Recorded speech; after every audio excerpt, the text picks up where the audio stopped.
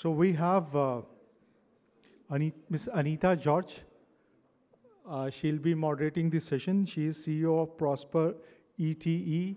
She had a distinguished career with World Bank, IFC, and a very respected name in the clean energy aspect, and worked with various global players.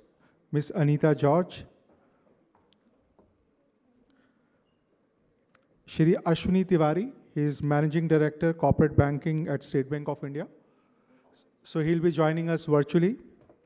He's in Bhopal, but he is kind enough that he'll be joining us via Zoom. May I request Shri N.S. Vishwanathan. He is former Deputy Governor, RBI, and right now he is presiding over Axis Bank as their non-executive chairman. And a very proud moment for us. Mr. Vishwanathan is also one of the founding pillars of CIU. He was one of the founding team members. And Shri Suman Sinha.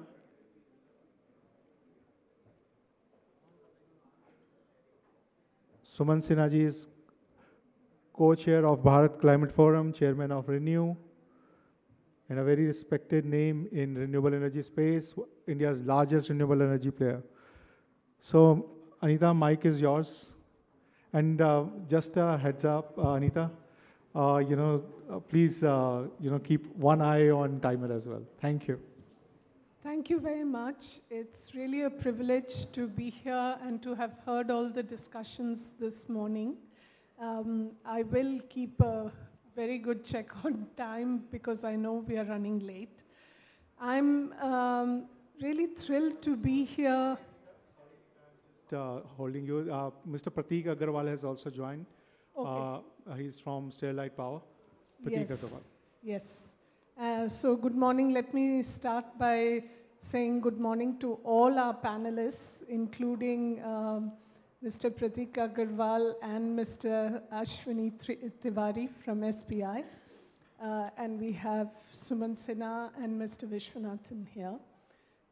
So our topic today is the vision for net zero through Atmanirbharta. The way I look at Atmanirbharta is really in terms of resilience as much as self-reliance. And from that perspective, India really holds some of the key building blocks in terms of a capability to harness its own domestic capacity, resources, talent. And we've heard many of the challenges in the morning sessions, but we also have excellent opportunities. When I look at it from a global perspective, as Sumant mentioned earlier in his speech, India really stands head and shoulders in terms of the potential to become a leader for the global south. So Atmanirbharta with purpose. The second aspect is the innovation and entrepreneurial drive, which is second to none in India. We at Prosperity, we are very fortunate because as a climate growth stage fund, we are focusing on entrepreneurs who've grown to a certain level and now need the push to become global. A third very important point, which I hope will come out in this discussion, is the importance of being globally competitive. When we look at in India, every consumer really is focused on value for money. And if a product is not competitive, they are not going to be buying it or creating scale and the kind of demand that we need to see to grow these industries to take them to become global. So a key aspect, and I think Dr. N.K. Singh mentioned it this morning, India already has a very strong global presence through organizations like the International Solar Alliance, where we are not only bringing our learnings in the solar industry, but also taking it to other countries. I've been fortunate to be part of some of those engagements, And we've seen the kind of impact that we can have in terms of scaling solar to Africa, to South Asia, to Southeast Asia. And recently, in a committee of parliamentarians, I was told by several different countries that India is seen as a role model in the solar sector. So I think we have all the essential ingredients to really be Atmanirbhar with purpose as a clean energy, clean technologies, clean solutions hub for the global south and the world. So let me stop there. A key element of realizing this potential is capital. And in capital as well, we should strive to, of course, mobilize as much global capital, but also develop sources of domestic capital. Today, we are fortunate that we have two of the large banks in India represented. So let me start with SBI. Mr. Tiwari, as the largest bank in India, and recently you've created a sustainability department where you've been very involved.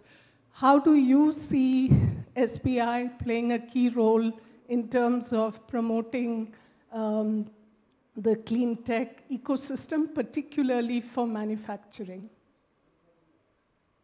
Thank you, Anita-ji, and good morning, everyone. First of all, my thanks to the Bharat Climate Forum for having me here. I would have loved to be in person, but we are having our own board strategy meet in Bhopal, so that's why I'm joining from here. But having said this, as you rightly pointed out, we are the first and probably the only bank as of now to have a dedicated climate and ESG finance department. And we look at this entire space in terms of how do we support the climate transition in India in 2 or 3 different ways. One, of course, is internal to the bank. The bank has ambitions of net zero itself, and we have a declared ambition of going net zero, including all the scope 1, 2, 3 by 2055. That's our centenary year, and that's about 15 years earlier than the country's ambition. But in terms of scope 1 and 2, we are almost close to net zero. By next year or maybe the year after, we should be, and we will declare that. That's internal, and for this, a lot of things have been done. We are taking renewable energy for most of our offices. We have supported a lot of windmills, wind power, which we are buying directly. We have most of our buildings as green certified. So those are things we do, and we have been declaring our sustainability numbers for the last 10 years. Now coming to the scope 3 or the financed emissions, that's the 95% of our overall emissions as would be for any bank. And here we have taken it in 2 different ways. One, of course, is this department you talked about, the climate and ESG finance department. What this is doing is, one, it is creating policies, which is already done for the bank as to how climate finance is going to be arranged, how climate rating, etc., will be done for different corporates. And we have, alongside this, a climate risk team, which sits in the risk department, which is actually focusing on the risk part of it. Because as we understand, a lot of our portfolio is exposed to physical risk, and quite a bit is exposed to transition risk. And as we speak, we are just completing the measurement of physical and transition risk for our portfolio. And we are now going to engage with respective corporates and also to see what policies we can build to actually increase resilience in this portfolio. And while large corporates can largely take care of themselves as long as we give them a little bit of a nudge, they are anyway more informed and more evolved. But we are still trying to give them some benefits further to actually go along the path of transition and reduction in emissions. But the MSME space is where a lot more will be needed. And therefore, for this, we are working with a lot of other entities, including SIDBI, the government, and trying to see how we can have industry solutions to help MSMEs transition. Now, we are also doing this by our group company called SBI Capital Ventures, or SBI Ventures as we call it. And this company is into a space where it has a lot of funds. 2 funds called NEEP funds are already closed. The 3rd fund is going to be starting shortly. And this company invests in climate-focused entrepreneurs ventures. And many success stories have already been there where these ventures have succeeded, and now they have gotten the further stage funding from larger players. Just to give 2 examples, one entity which is based in Gurgaon is started with a cladding for the DG sets, large DG sets. It's called Chak Renovation, and it has since evolved to really become commercially viable and gone on to attract funding from larger investors, plus the traditional bank loans. Because our view is that while these entrepreneurs start small, once the model is validated, that is the time when bank funding should come in, the cheaper bank funding, and help them scale up. So this has already happened in this case, and now these guys are involved in the aluminum air battery research. Again, this is so interesting from an Indian perspective. Similarly, there is another one which is on the agri residue in Punjab. This company we supported this through this fund, and now this company has attracted funding from the likes of Shell and all. So therefore, what we see is both on the entrepreneurial side and also from the large corporate side. Two of our very important clients are in this forum as we speak, both Dr. Sinha and also Pratik. And we work with them very, very closely for the decarbonization, for the solar, etc. And manufacturing space, you rightly said. I think I'll just make the last point. I am also conscious of time, which is that as we speak, I think this is a very interesting time in the area of manufacturing, especially in solar, because we have seen this play out in auto components, in pharma, and various other sectors, where India was totally import dependent, and then gradually it scaled up its own network in domestic demand, and now it is supplying to the world.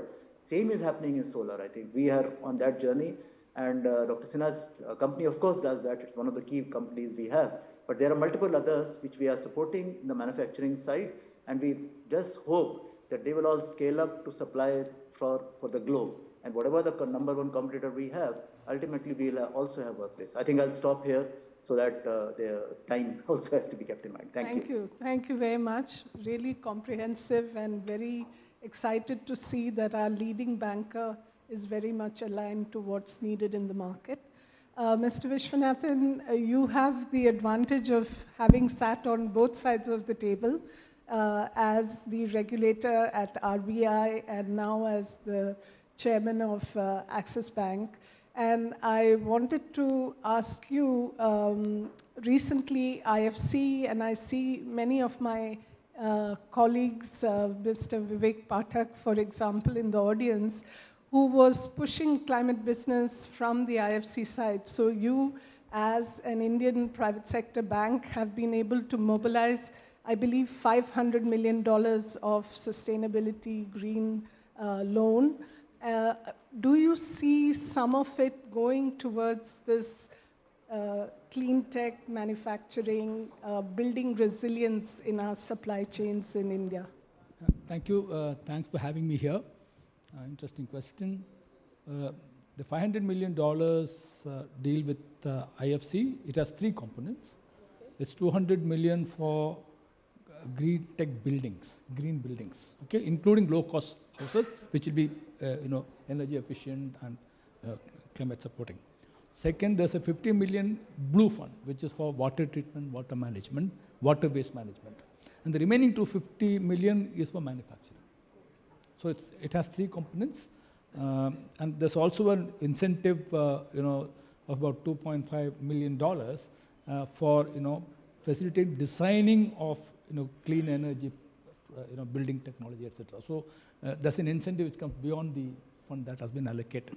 Obviously, there are standards that this will require, and both IFC and Axis Bank are working on how to get the right set of people to do that. But there's really a big component. Half of the funding is for clean tech manufacturing, and I'm sure that we'll find the right ways to do it. So also, as you would have seen in the press release that it was the first of its kind in terms of at least in India, and it's a great joint venture of sorts between IFC and a bank in India. I just want to add, taking forward what Mr. Ashwini Kumar also said, as a part of risk management, the risk management committee is also internally thought in terms of climate risk is a fundamental financial risk as well. So as part of financial risk management, the bank is also addressing the future climate risk issues that will come to it. And therefore internal targets in terms of incremental, credit exposures, going towards less climate risk sectors. So that's also being internally projected and worked, and I think we are right on course in terms of the budget that we have put in place. Thank you very much, Mr. Vishwanathan. Let me move to Pratik, who's with us virtually. So Pratik, you also have worked a lot on the transmission side, as well as on now, I believe you're also involved in Serentica on the generation side. So from your perspective, how essential and important it is to have the grid and the infrastructure around transmission available to reach our clean energy goals? And also, do you see a strong link between clean energy and clean manufacturing? Thank you very much, Anita ji, for having me here, and to Bharat Climate Forum for inviting me, and to my esteemed panelists who are far more experienced and a lot more than me, but thank you for the opportunity.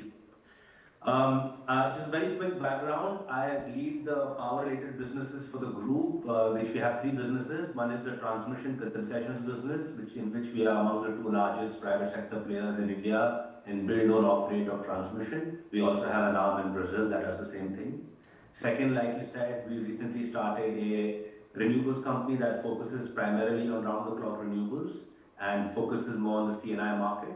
And there we're looking to decarbonize hard-to-abate industries like aluminum, zinc, steel, cement by supplying round-the-clock renewables and reducing the carbon footprint of those companies. And lastly, we are a manufacturing company focused on T&D components, which I believe are absolutely essential to the decarbonization focus that the country has and the world has at the moment.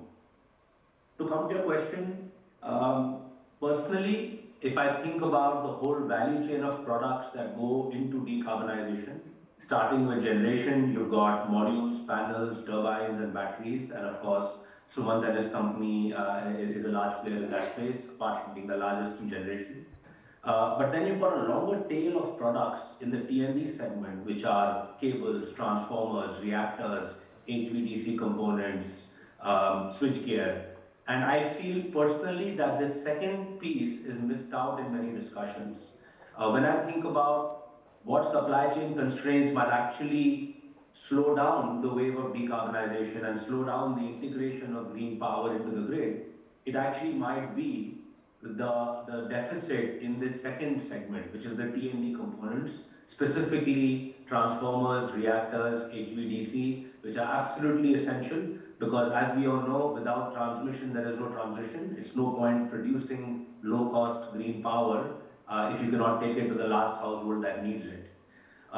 Today, while many of the generation components, and don't get me wrong, it's very important to be self-reliant on those, and it's very, very important to have that value chain in India. There's no two ways about it.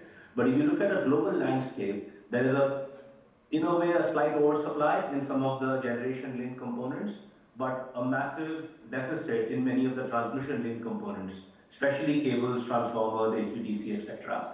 So I do believe for any nation to want both resilience in the whole end-to-end value chain, I think especially a country like India, which is large, I do believe a very important focus, as important and as big as the focus that is currently there in generation manufacturing, must come in the T&D manufacturing in the form of PLI, capital subsidies, etc., etc.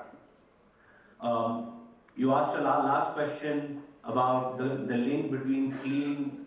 I'm forgetting the question, but the essence of it is, do I think there's a link between manufacturing and the economy? So, I mean, there is and there isn't in my view, right? So, like Mr. Tiwari also answered, right? First and foremost is every company migrating to a net zero strategy in some way or the other, whether you're manufacturing or services, and that's one question.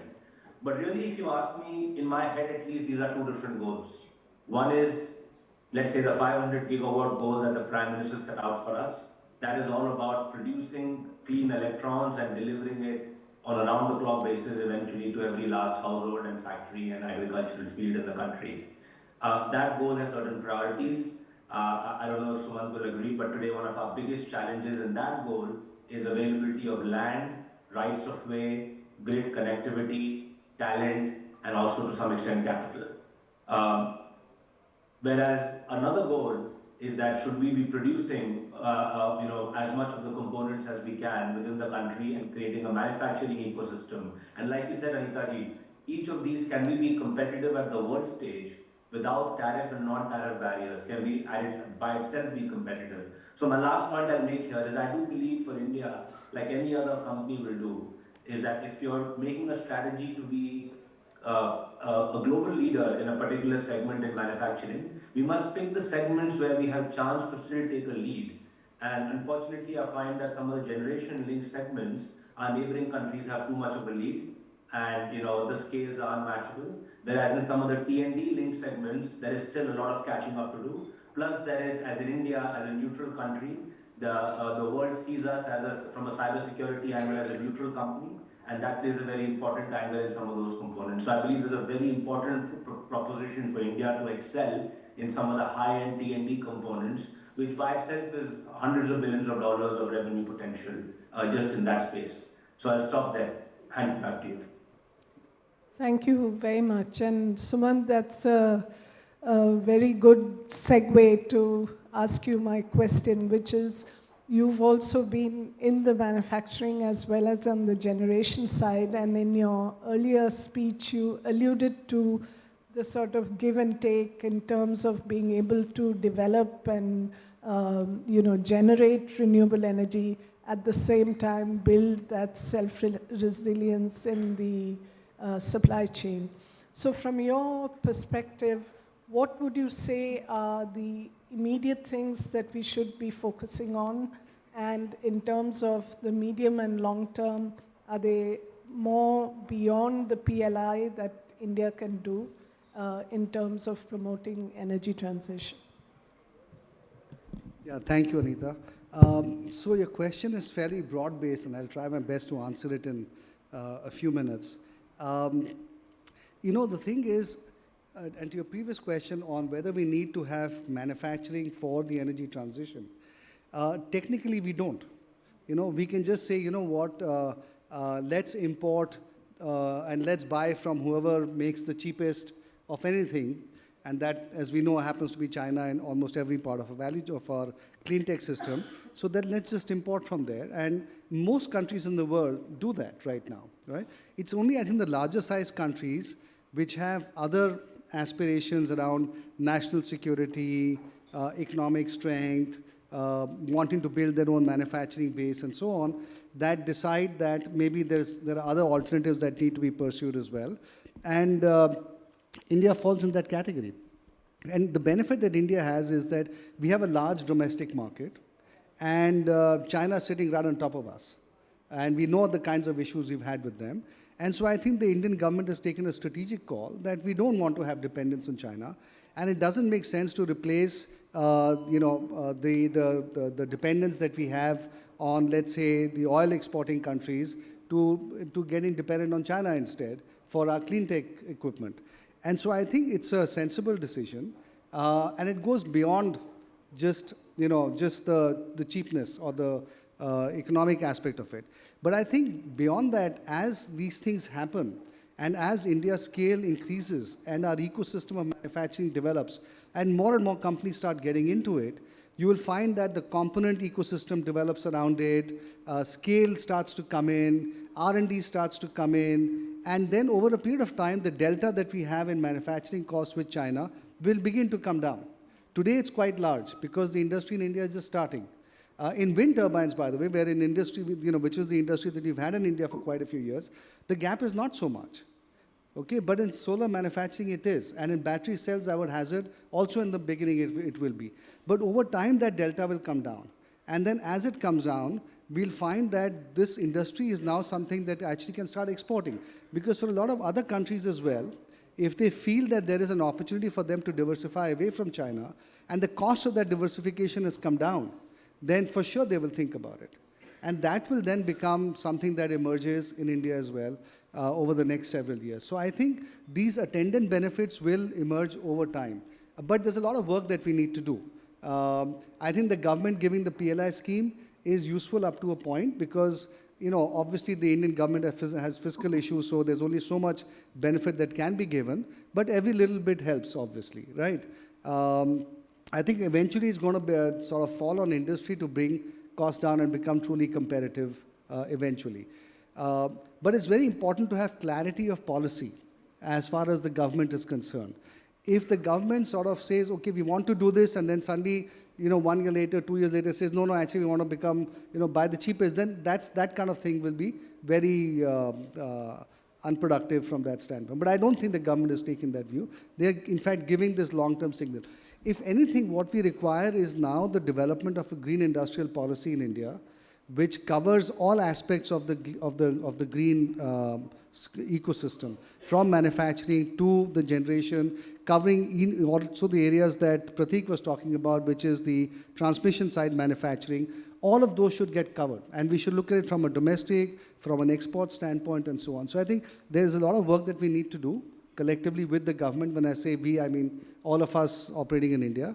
And I'm sure that there is no reason that we can't make it a success, just given the scale and size of what we require. And just a quick digression in that, which is one of my favorite sort of data points, is that India's energy demand is likely to grow over the next 20 odd years at about 3% to 4% a year. So by the time we sort of the 2047 target of Viksit Bharat, our energy demand over this time period, let's say it grows at 4%.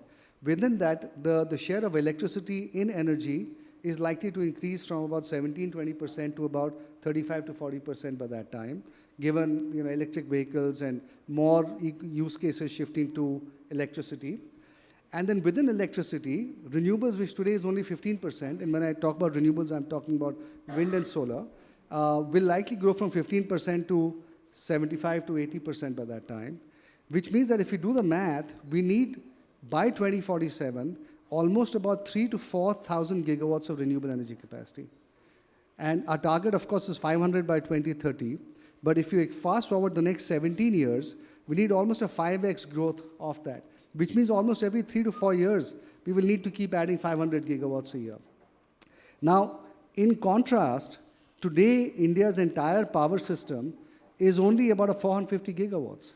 So we have to set up 5 or 6 times of that in the next 22 years in renewable energy. So we just need a whole sea change in our thought process, and we need to start thinking beyond 2030, because all of these things have long lead times. One of the biggest issues that we face is one thing that Pratik alluded to, which is the issue of land, which is the issue of right of way for transmission lines, for renewable energy capacity, and so on. So it's an awesome opportunity. It's also an awesome challenge, but I think one that all of us working collectively together, it's well within our scope to be able to do that. And by the end of that, India will be one of the top 2 markets in the world for all of these products.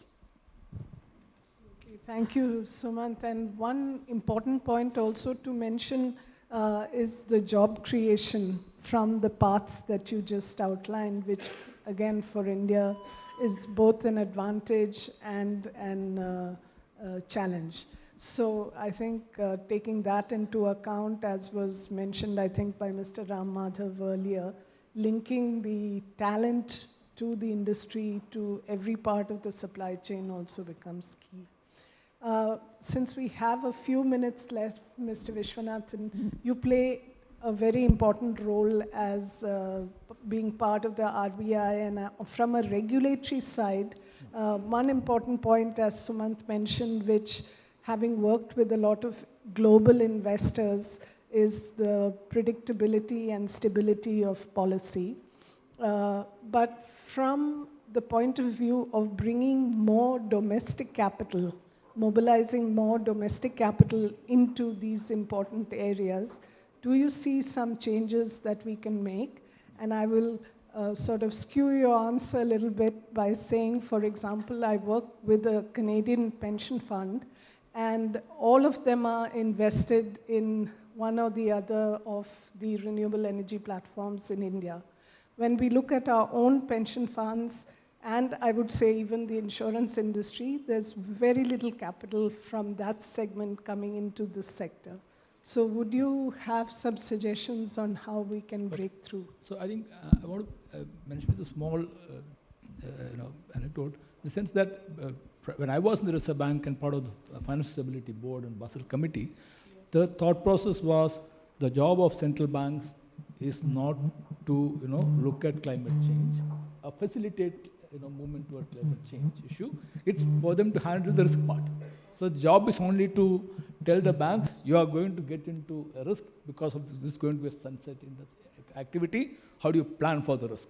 Rest of it is a political issue, not a job for the central bank. That was the thought process in Financial Stability Board. But post 2020, things have changed. There's a much more clearer language which says that, the central banks have to be more proactive. And at least you can see the speeches of both governors, deputy governors, on these issues have been a lot more positive, saying that we want to play a very active role, number one. Even when that was the thought process, Reserve Bank had some provisions, you may say small, but one, there was a 30 megawatt, solar power energy plans were brought under private sector lending, number one. There's also 50 crore loan for startups. And there are a lot of startups which are working on clean energy and clean technology. So they can also be supported, number two. RBI has come out recently with guidelines on green deposits. Okay, green bonds have been issued by banks and they're facilitating. The reason for why Indian funds are not much into this is that it's coming from the regulatory requirements of the pension regulatory authority in IRDA, which says that you have to invest only in AA-rated paper. So I think there's discussion that is taking place on whether they can lower the guard on that issue. So that is actually what is coming in, preventing maybe the Indian pension funds and insurance companies to invest in those areas. But I think the way forward is to find the right mix of funds.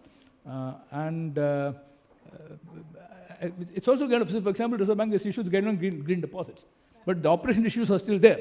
How do the depositor will want a higher cost, but you will have to invest in a project that will want a lower interest. So there are opportunities that need to be sorted out. I think they'll get sorted going forward. And it's the need of the hour. And as banks move towards more clean energy projects, they will find a way to do that. That's what I say. Thank you very much. And I think we are almost at the hour. Sorry, it's not working? Okay. Firstly, thank you to each of our panelists. I think every single one of you made really important points, and I hope the Bharat Climate Forum can take some of these issues forward.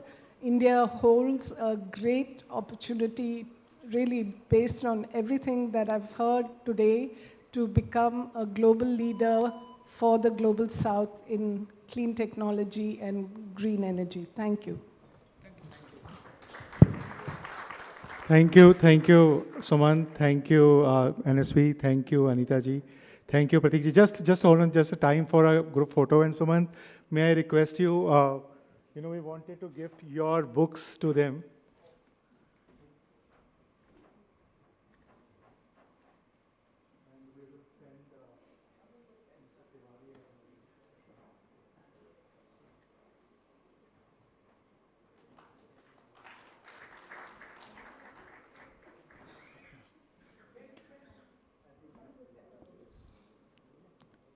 Photographer guy. So, ladies and gentlemen, with a thunder of applause, let's thank